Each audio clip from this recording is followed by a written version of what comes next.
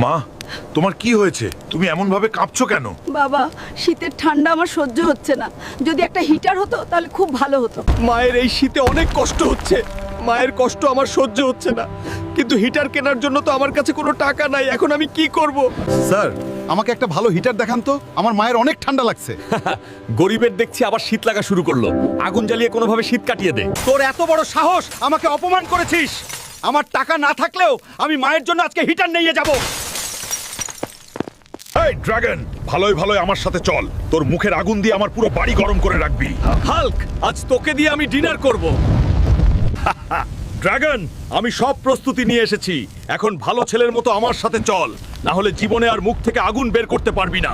তাড়াতাড়ি চল ড্রাগন, আমার মা আমার জন্য অপেক্ষা করছে। আর তুই যদি আমাদের সাথে এই শীতে থেকে যাস তাহলে তোকে ভাপা পিঠা খাওয়াবো। মা, বের হয়ে এসো, দেখো তোমার জন্য একটা বেস্ট হিটার নিয়ে এসেছি। আরে পাগল!